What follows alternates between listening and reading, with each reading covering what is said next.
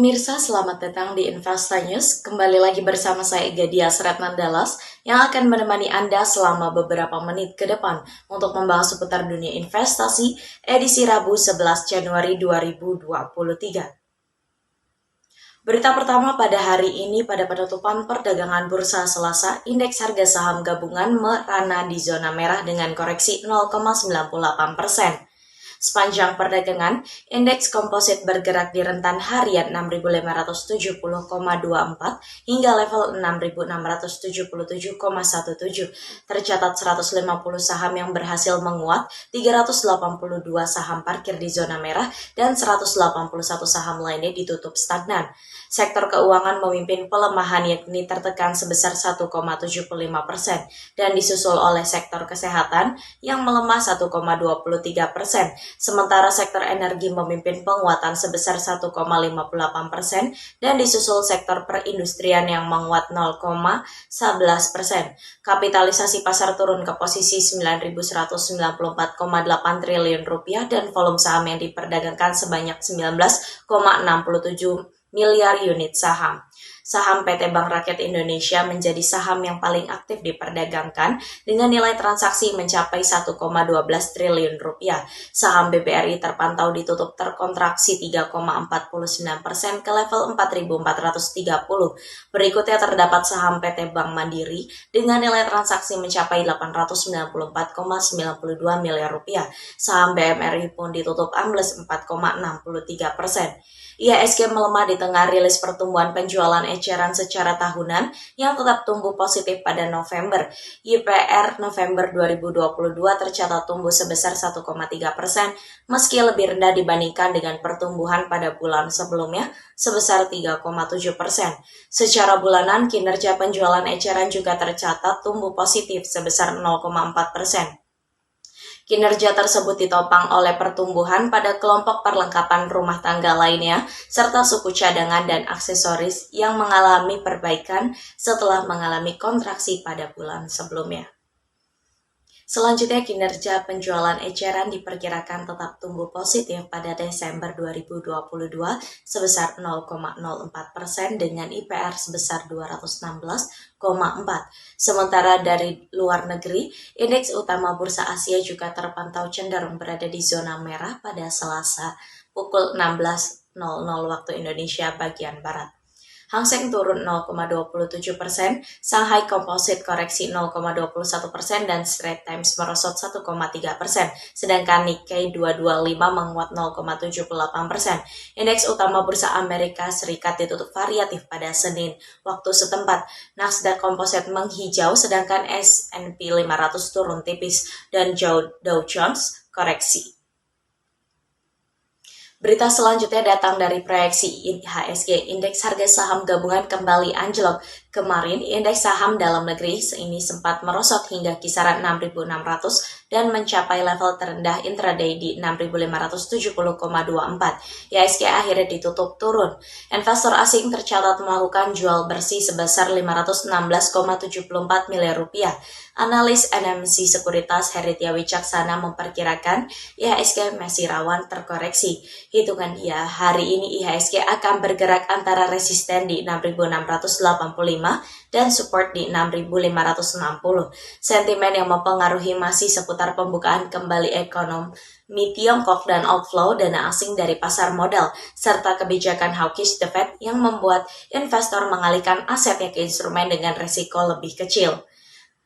Analis Pintraco Sekuritas Rio Febrian juga mengamini sentimen-sentimen tersebut masih akan mempengaruhi pergerakan IHSG hari ini. Bedanya, ia menilai sentimen pembukaan ekonomi Cina masih bisa menjadi sentimen pendorong IHSG. Alasannya, sentimen tersebut akan berdampak positif ke harga komoditas. Ekspektasi pemulihan permintaan dari Tiongkok seiring rencana pembukaan, pembatasan, dan pelonggaran restriksi COVID-19 turut memicu rebound harga komoditas energi termasuk batu bara. Karena itu, Rio menganalisa saham-saham komoditas energi, terutama batu bara, akan menjadi penggerak IHSG. Ini juga sejalan dengan proyeksi meningkatnya kebutuhan batu bara India sebesar 8% pada periode Maret 2023 hingga Maret 2024. Hanya, sentimen kebijakan moneter The Fed masih cukup kuat mempengaruhi pergerakan indeks. Pelaku pasar akan merespon pidato Chairman The Fed Jerome Powell pada Selasa 10 Januari. Kendati begitu, menurut analis Binarta Sekuritas Ivan Rosanova, di tengah tren pelemahan indeks, muncul potensi pembalikan arah berdasarkan pembacaan teknikal pergerakan IHSG. Pasalnya, indeks saham saat ini sudah mendekati level support krusial yaitu di 6.510. Ivan menyebutkan, investor hari ini bisa mencermati saham BBCA, BBRI, HRUM, dan juga MDKA. Beralih pada sektor komoditas, harga emas dunia terpantau terus menguat pada perdagangan Selasa di tengah pelemahan indeks dolar Amerika Serikat yang menyentuh level terendah dalam 7 bulan. Fokus pasar saat ini beralih pada data inflasi, indeks harga konsumen Amerika Serikat yang akan diumumkan pada Kamis 12 Januari mendatang. Data tersebut diharapkan dapat menjadi petunjuk lebih lanjut mengenai rencana kebijakan suku bunga Amerika Serikat.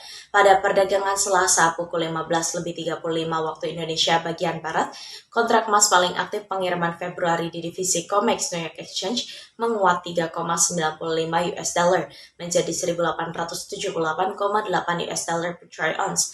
Sementara itu di pasar spot, harga emas juga terkerek 3,91 US dollar ke level 1.874,49 US dollar per troy ounce. Adapun indeks dolar Amerika Serikat turun 0,04% menjadi 102,89. Dari dalam negeri, harga dasar emas 24 karat antam ukuran 1 gram dijual Rp1.035.000, naik Rp2.000 dibandingkan posisi sebelumnya. Harga buyback emas antam berada di level Rp943.000 per gram, lebih tinggi Rp2.000 dibandingkan perdagangan sebelumnya.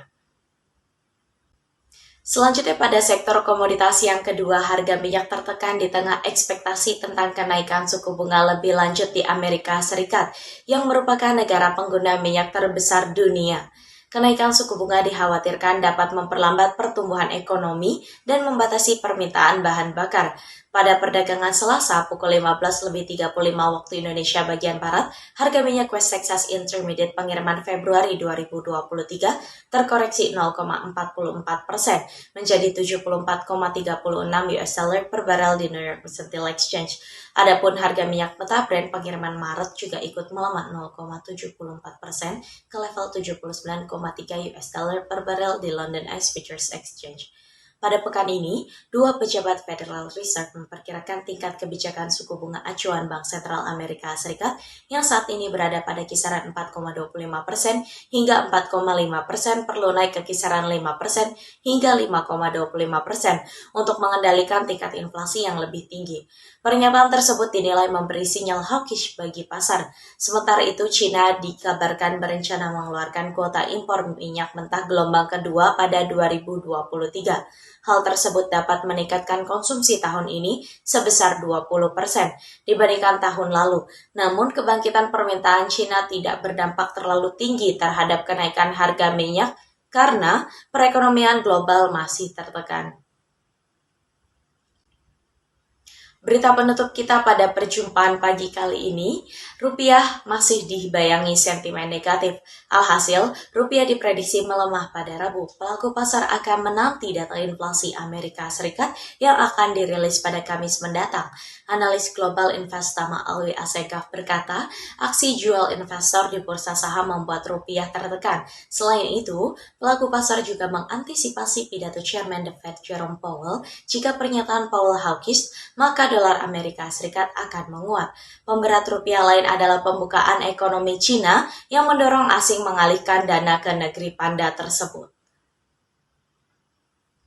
Harga komoditas andalan ekspor Indonesia yang turun juga menambah beban Ekonom Bank Mandiri Reni Eka Putri menyebutkan pelaku pasar juga menanti rilis inflasi Amerika Serikat yang diprediksi menurun ke bawah 7%.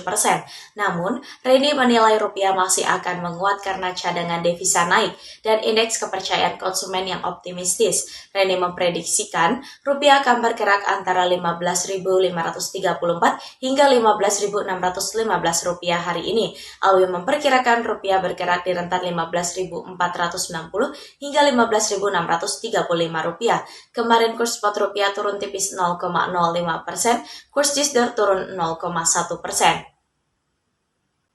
Berita tersebut sekaligus menjadi berita penutup kita pada perjumpaan kali ini. Saya Gadia Seratan Dallas pamit undur diri, sampai jumpa.